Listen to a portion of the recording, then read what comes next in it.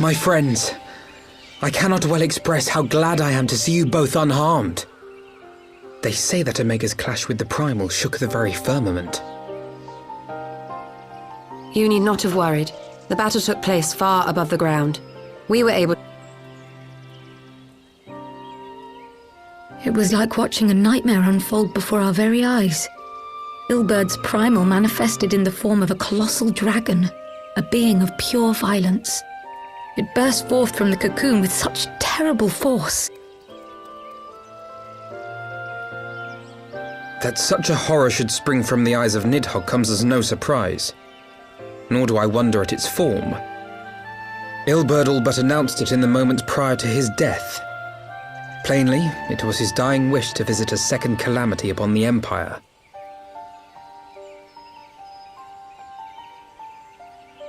And I am quite certain the abomination would have obliged had it not found itself outmatched by Omega.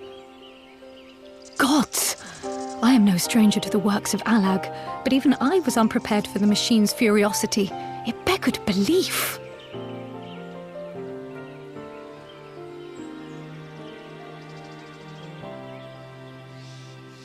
And how fares poor Ida in the midst of all this? Have you spoken with her? She is up on the platform, lost in thought. We deemed it best not to disturb her, but mayhap she would welcome some company after all. Shall we?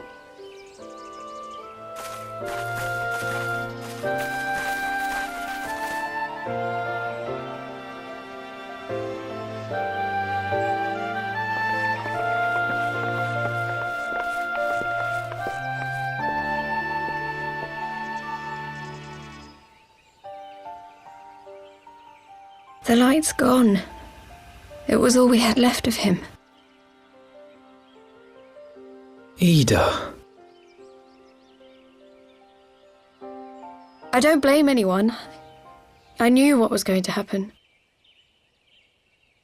I knew the spell Papalimo meant to cast would drain away his life force. I knew that it would only buy us a little time.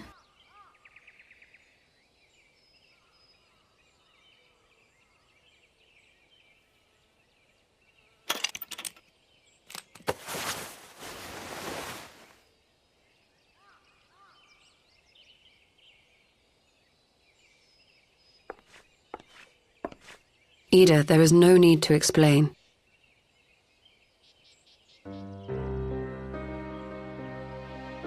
But there is. I can't hide in Papalimo's little shadow anymore, and I shouldn't hide behind my sister's mask. Into Alamigo.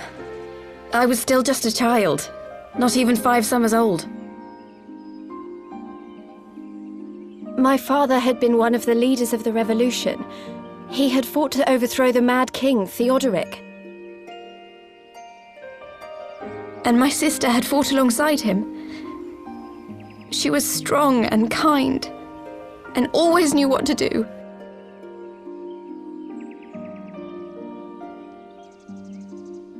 But when the Garleans came, everything changed. My father went to war against them too, and I never saw him again. After that, I remember a lot of running. My sister dragged me for malms and malms until we came to the city of Sharlayan. That was where she met Master Louis Soir. He introduced her to the Circle of Knowing, and she eventually became an Archon. She was your inspiration. Is that not why you took up her mask and her name? Or did you simply mean to continue what she had started?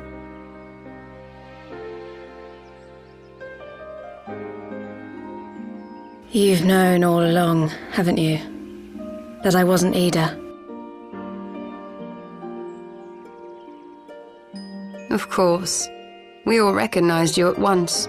'Twas Papalimo who persuaded us to maintain the charade. It was silly to think I could fool you. I knew that even then, but I sort of decided not to know.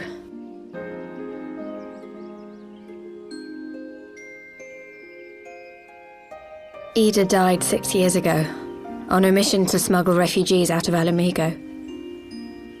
They say she was overwhelmed by Imperial soldiers when she stayed behind to save a little girl. She was so strong. There must have been a lot of them.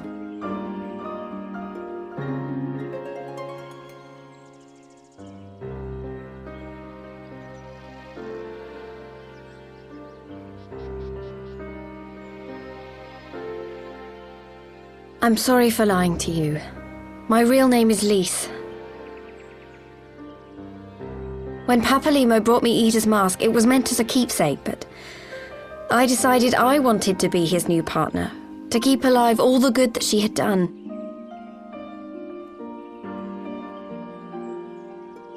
At one time, though, I still didn't know who I was myself, and it almost seemed easier to play the role.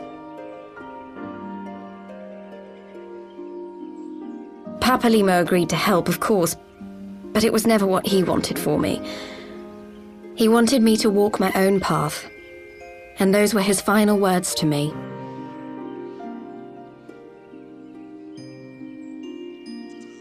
The Archon's mark he gave me is faded, and my last excuse along with it.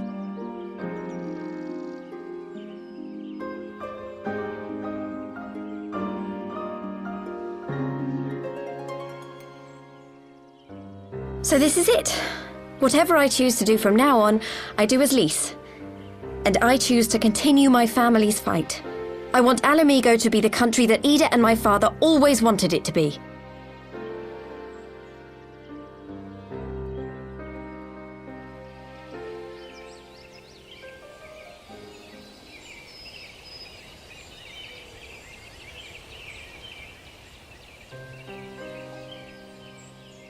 War is upon us once more.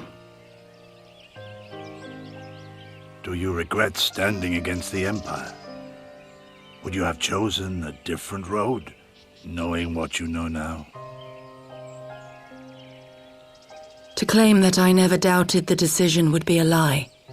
But I made my choice, and I have defended it with blade in hand ever since.